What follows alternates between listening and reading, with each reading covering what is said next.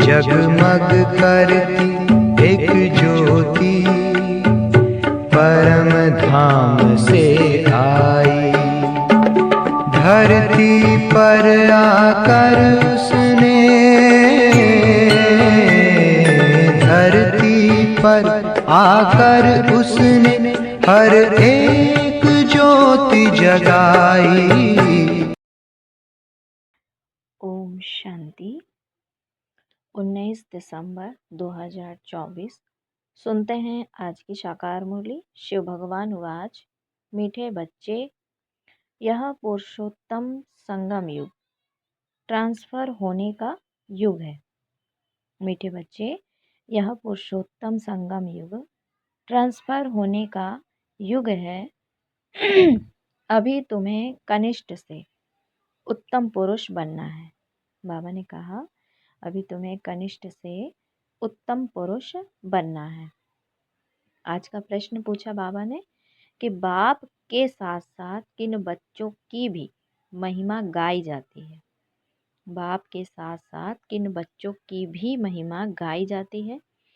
उत्तर है, जो टीचर बन बहुतों का कल्याण करने के निमित्त बनते हैं, उनकी महिमा भी बाप के साथ साथ गाई जाती है। करण करावन हार बाबा बच्चों से अनेकों का कल्याण कराते हैं, तो बच्चों की भी महिमा हो जाती है। कहते हैं, बाबा फलाने ने हमारे पर दया की, जो हम क्या से क्या बन गए। टीचर बनने बिगर आशीर्वाद मिल नहीं सकती। क्या कहते बाबा कि फलाने ने कहा, कहते हैं बाबा फलाने ने हमारे पर दया की, जो हम क्या से क्या बन गए। टीचर बनने बिगर आशीर्वाद मिल नहीं सकती। अच्छा, ओम शांति ओम शांति। सुनते हैं मुरली को विस्तार से। रूहानी बाप रूहानी बच्चों से पूछते हैं, समझाते भी हैं, फिर पूछते भी हैं। अब बाप को बच्चों ने जाना है, भल कोई सर्वव्यापी भी कहते हैं, परंतु उनके पहले बाप को पहचानना तो चाहिए ना। बाप कौन है? बाप कौन है पहचान कर फिर कहना चाहिए। बाप का निवास स्थान कहाँ है? बाप को जानते ही नहीं तो उनके निवास स्थान का पता कैसे पड़े। कह देते वह तो नाम रूप से न्यारा है, गोया है नहीं। तो बाबा ने कहा, जो चीज है नहीं उनके रहने का स्थान भी फिर कैसे विचार किया जाए। यह अभी तुम बच्चे जानते हो। बाप ने पहले पहले तो अपनी पहचान दी है, फिर रहने का स्थान समझाया जाता है। तो बाप कहते हैं, मैं तुमको इस रथ द्वारा पहचान देने आया हूँ। मैं तुम सबका बाप हूँ, जिसको परम पिता कहा जाता है। आत्मा को भी नहीं जानते हैं। बाप का नाम रूप देश काल है नहीं, तो बच्चों का फिर कहाँ से आए। बाप ही नाम रूप से न्यारा है, तो फिर बच्चे कहाँ से आए। बच्चे है तो जरूर बाप ही है। सिद्ध होता है वह नाम रूप से न्यारा नहीं है, तो बच्चों का भी नाम रूप है ना, तो भल कितना भी सूक्ष्म हो। आकाश सूक्ष्म है तो भी तो नाम है ना, आकाश। जैसे यह पोलार सूक्ष्म है, वैसे बाप भी बहुत सूक्ष्म है। बच्चे वर्णन करते हैं, वंडरफुल सितारा है जो इनमें प्रवेश करते हैं, जिसको आत्मा कहते हैं। बाप तो रहते ही हैं परम धाम में, वह रहने का स्थान है। ऊपर नजर जाती है ना, ऊपर अंगुली से इशारा कर याद करते हैं, तो जरूर किसको याद करते हैं, कोई वस्तु होगी। तो कहा कि परम पिता परमात्मा कहते तो है ना, फिर भी नाम रूप से न्यारा कहना, इसे अज्ञान कहा जाता है। बाप को जानना, इसे ज्ञान कहा जाता है। यह भी तुम समझते हो। हम पहले अज्ञानी थे, बाप को भी नहीं जानते थे, अपने को भी नहीं जानते थे। अब समझते हो हम आत्मा हैं, ना कि शरीर। आत्मा को अविनाशी कहा जाता है, तो जरूर कोई चीज है ना। अविनाशी कोई नाम नहीं, अविनाशी अर्थात जो विनाश को नहीं पाती। बाबा ने कहा अविनाशी अर्थात जो विनाश को नहीं पाती। बाबा ने कहा कि अविनाशी अर्थात जो विनाश को नहीं पाती, तो जरूर कोई वस्तु है। बच्चों को अच्छी रीति समझाया गया है।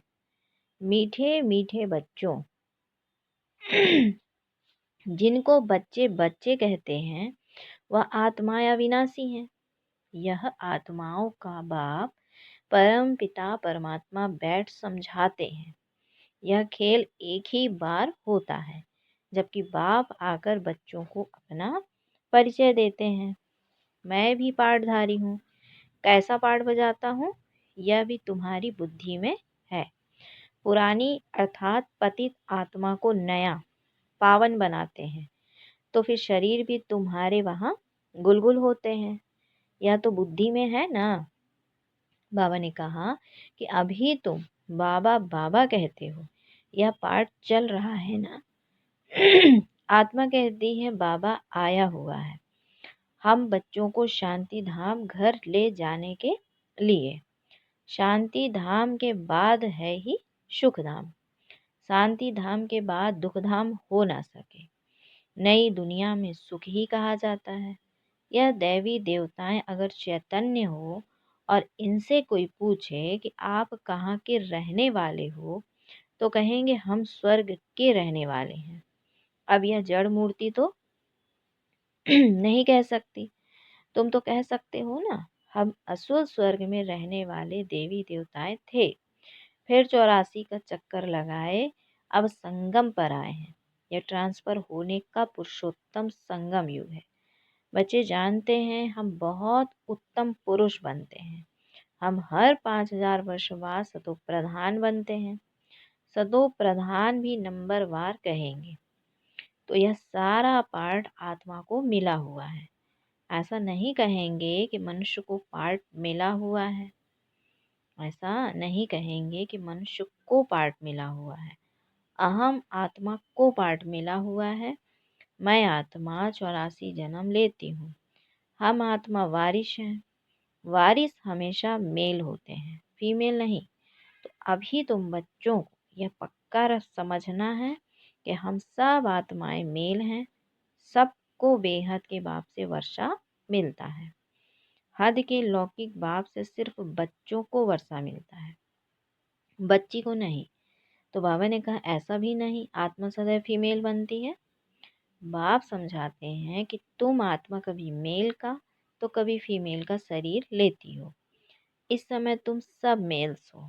सब आत्माओं को एक बाप से वर्षा मिलता है। सब बच्चे ही बच्चे हैं। सबका बाप एक है। बाप भी कहते हैं हे बच्चों, तुम सब आत्माएं मेल्स हो, हमारे रूहानी बच्चे हो। फिर पाठ बजाने के लिए मेल फीमेल दोनों चाहिए, तब तो मनुष्य सृष्टि की वृद्धि हो। इन बातों को तुम्हारे सिवाय कोई भी नहीं जानते हैं।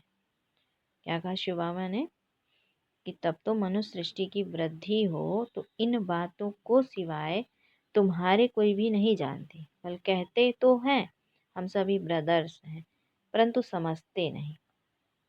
तो बाबा ने कहा कि अभी तुम कहते हो कि बाबा आपसे हमने अनेक बार वर्षा लिया है। आत्मा को यह पक्का हो जाता है। आत्मा बाप को जरूर याद करती है। ओ बाबा रहम करो। बाबा अब आप आओ, हम आपके सब बच्चे बनेंगे। देह सही देह के सब संबंध छोड़ हम आत्मा आपको ही याद करेंगे। तो बाप ने समझाया है कि अपने को आत्मा समझ मुझ बाप को याद करो। बाप से हम वर्षा कैसे लेते हैं, हर 5000 वर्ष बाद हम देवता कैसे बनते हैं, यह भी तो जानना चाहिए ना।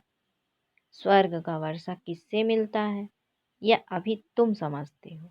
आप तो स्वर्गवासी नहीं हैं, बच्चों को बनाते हैं, खुद तो नरक में ही आते हैं। तो बाबा ने कहा कि तुम बाप को बुलाते भी नरक में हो, जबकि तुम तमो प्रधान बनते हो।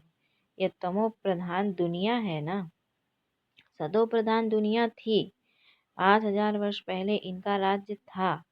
इन बातों को, इस पढ़ाई को अभी तुम ही जानते हो। यह है मनुष्य से देवता बनने की पढ़ाई। मनुष्य से देवता की एक करत न लागी वार। बच्चा बना और वारिश बना। तो बाप कहते हैं कि तुम सब आत्माएं मेरे बच्चे हो। तुमको वर्षा देता हूँ। तुम भाई भाई हो। रहने का स्थान मूल वतन अथवा निर्वाण धाम है, जिसको निराकारी दुनिया भी कहते हैं। सब आत्माएं वहाँ रहती हैं। इस सूर्य चांद से भी उस पार वह तुम्हारा स्वीट साइलेंस घर है। परंतु वहाँ बैठ तो नहीं जाना है। बैठ कर क्या करेंगे? मामा ने कहा कि बैठ कर क्या करेंगे? वह तो जैसे जड़ अवस्था हो गई। आत्मा जब पार्ट बजाए तभी चैतन्य कहलाए। है चैतन्य, परंतु पार्ट ना बजाए तो जड़ हुई ना। तुम यहाँ खड़े हो जाओ, हाथ पाँव ना चलाओ तो जैसे जड़ हुए। क्या कहते शिव बाबा कि तुम यहाँ खड़े हो जाओ, हाथ पाँव ना चलाओ तो जैसे जड़ हुए। वहाँ तो नेचुरल शांति रहती है। आत्माएं जैसे कि जड़ हैं, पार्ट कुछ भी नहीं बजाती हैं। शोभा तो पार्ट में है ना। तो शांति धाम में क्या शोभा होगी? आत्मा सुख दुख की भासना से परे रहती है, कुछ पार्ट ही नहीं बजाती, तो वहां रहने से क्या फायदा? तो बाबा ने कहा कि पहले पहले सुख का पार्ट बजाना है। हर एक को पहले से ही पार्ट मिला हुआ है। कोई कहते हैं हमको तो मोक्ष चाहिए। बुदबुदा पानी में मिल गया बस, आत्मा जैसे कि है नहीं। कुछ भी पार्ट न बजावे तो जैसे जड़ कहेंगे ना। तो चैतन्य होते हुए जड़ होकर पड़ा रहे तो क्या फायदा? पार्ट तो सबको बजाना ही है। तो बाबा ने कहा कि मुख्य हीरो हीरोइन का पार्ट कहा जाता है। तुम बच्चों को हीरो हीरोइन का टाइटल मिलता है। तो आत्मा यहाँ पार्ट बजाती है। पहले सुख का राज्य करती है, फिर रावण के दुख के राज्य में जाती है। पहले सुख का राज्य करती है, फिर उसके बाद दुख का राज्य रावण का आ जाता है। तो बाप कहते हैं कि तुम बच्चे सबको यह पैगाम दो, टीचर बन औरों को समझाओ। जो टीचर नहीं बनते उनका पद कम होगा। टीचर बनने बगैर किसको आशीर्वाद कैसे मिलेगी? किसको पैसा देंगे तो उनको खुशी होगी ना। अंदर में समझते हैं बीके हमारे ऊपर बहुत दया करती है, जो हमको क्या से क्या बना देती हैं। यूं तो महिमा एक बाप की ही करते हैं। वाह बाबा, आप इन बच्चों द्वारा हमारा कितना कल्याण करते हो। कोई द्वारा तो होता है ना। तो बाप करन करावन हार है, तुम्हारे द्वारा कराते हैं। तुम्हारा कल्याण होता है तो तुम फिर औरों को कलम लगाते हो। जैसे जैसे जो सर्विस करते हैं उतना ऊंच पद पाते हैं। राजा बनना है तो प्रजा भी बनानी है। फिर जो अच्छे नंबर में आते हैं वह भी राजा बनते हैं। माला बनती है ना। अपने से पूछना चाहिए हम माला में कौन सा नंबर बनेंगे। बाबा क्या कहते हैं? अपने से पूछना चाहिए कि हम माला में कौन सा नंबर बनेंगे। 9 रत्न मुख्य है ना, बीच में है हीरा बनाने वाला। तो हीरे को बीच में रखते हैं। माला में ऊपर फूल है ना। अंत में तुमको पता पड़ेगा कि कौन से मुख्य दाने बनते हैं जो डिनास्टी में आएंगे। पिछाड़ी में तुमको सब साक्षात्कार होगा। जरूर देखेंगे कैसे ये हम सब राज बाबा ने कहा था कैसे ये सब सजाएं खाते हैं। शुरू में दिव्य दृष्टि में तुम सूक्ष्म बतन में देखते थे, यह भी गुप्त है। आत्माएं सजाएं कहाँ खाती हैं, यह भी ड्रामा में पार्ट है। गर्भ जेल में सजाएं मिलती हैं। जेल में धर्मराज को देखते हैं, फिर कहते हैं बाहर निकालो। गर्भ जेल में सजाएं मिलती हैं। जेल में धर्मराज को देखते हैं, फिर कहते हैं बाहर निकालो। बीमारियां आदि होती हैं, वह भी कर्म का हिसाब है ना। ये सब समझने की बातें हैं। बाप तो जरूर राइट ही सुनाएंगे ना। अभी तुम राइटियस बनते हो। राइटियस उनको कहा जाता है जो बाप से बहुत ताकत लेते हैं। तुम विश्व के मालिक बनते हो ना। कितनी ताकत रहती है। हंगामे आदि की तो कोई बात नहीं, ताकत कम है। तो कितने हंगामे हो जाते हैं। तुम बच्चों को ताकत मिलती है आधा कल्प के लिए, फिर भी नंबरवार पुरुषार्थ अनुसार एक जैसी ताकत नहीं पा सकते, न एक जैसा पद पा सकते हैं। यह भी पहले से नोंद है। ड्रामा में अनादि नोंद है। कोई पिछाड़ी में आते हैं, एक दो जन्म लिया और शरीर छोड़ा। जैसे दिवाली पर मच्छर होते हैं ना, रात को जन्म लेते हैं, सुबह को मर जाते हैं। वह तो अनगिनत होते हैं। मनुष्य की तो फिर भी गिनती होती है। पहले पहले जो आत्माएं आती हैं उनकी आयु कितनी बड़ी होती है। तो बाबा ने कहा कि तुम बच्चों को खुशी होनी चाहिए, हम बहुत बड़ी आयु वाले बनेंगे। तुम फुल पार्ट बजाते हो, बाप तुमको ही समझाते हैं कि तुम कैसे फुल पार्ट बजाते हो। पढ़ाई अनुसार ऊपर से आते हो पार्ट बजाने। तुम्हारी यह पढ़ाई है ही नई दुनिया के लिए। बाप कहते हैं अनेक बार तुमको पढ़ाता हूँ। यह पढ़ाई अविनाशी हो जाती है। आधा कल्प तुम प्रारब्ध पाते हो। उस विनाशी पढ़ाई से सुख भी अल्पकाल के लिए मिलता है। अभी कोई बैरिस्टर बनता है, फिर कल्प बाद बैरिस्टर बनेगा, यह भी तुम जानते हो। जो भी सबका पार्ट है वही पार्ट कल्प कल्प बसता रहेगा। देवता हो या शूद्र हो, हर एक का पार्ट वही बसता है जो कल्प कल्प बसता है। उनमें कोई फर्क नहीं हो सकता। हर एक अपना अपना पार्ट बजाते रहते हैं। यह सारा बना बनाया खेल है। पूछते हैं पुरुषार्थ बड़ा या प्रारब्ध बड़ी। अब पुरुषार्थ बिगड़ तो प्रारब्ध मिलती नहीं। पुरुषार्थ से प्रारब्ध मिलती है ड्रामा अनुसार। तो सारा बोझ ड्रामा पर आ जाता है। बाबा ने कहा कि पुरुषार्थ कोई करते हैं, कोई नहीं करते हैं, आते भी हैं, फिर भी पुरुषार्थ नहीं करते तो प्रारब्ध नहीं मिलती। सारी दुनिया में जो भी एक्ट चलती है, सारा बना बनाया ड्रामा है। आत्मा में पहले से ही पार्ट बंधा हुआ है, आदि से अंत तक। जैसे तुम्हारी आत्मा में 84 का पार्ट है। हीरा भी बनती है तो कौड़ी जैसा भी बनती है। तो यह सब बातें तुम अभी सुनते हो। स्कूल में अगर कोई नापास हो पड़ता है तो कहेंगे यह बुद्धिहीन है, धारणा नहीं होती। इसको कहा जाता है वैरायटी झाड़, वैरायटी फीचर्स। यह वैरायटी झाड़ का नॉलेज बाप ही समझाते हैं। तो कल्प वृक्ष भी, बाबा ने कहा कल्प वृक्ष पर भी समझाते हैं। बड़ के झाड़ का मिसाल भी इस पर है। उनकी शाखाएं बहुत फैलती हैं। बड़ के झाड़ का मिसाल भी इस पर है, उनकी शाखाएं बहुत फैलती हैं। बच्चे समझते हैं हमारी आत्मा अविनाशी है, शरीर तो विनाश हो जाएगा। आत्मा ही धारणा करती है। आत्मा 84 जन्म लेती है, शरीर तो बदलते जाते हैं। आत्मा वही है। आत्मा ही भिन्न भिन्न शरीर लेकर पार्ट बजाती है।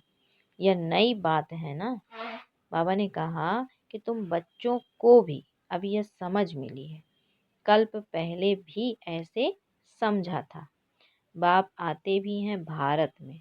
तुम सबको पैगाम देते रहते हो। कोई भी ऐसा नहीं रहेगा जिसको पैगाम ना मिले। पैगाम सुनना सभी का हक है। फिर बाप से वर्षा भी लेंगे, कुछ तो सुनेंगे ना। फिर भी बाप के बच्चे तो हैं ना। तो बाप समझाते हैं मैं तुम आत्माओं का बाप हूँ। मेरे द्वारा इस रचना के आदि मध्य अंत को जानने से तुम यह पद पाते हो। बाकी सब मुक्ति में चले जाते हैं। बाप तो सबकी सदगति करते हैं, गाते हैं अहो बाबा तेरी लीला। क्या लीला? कैसी लीला?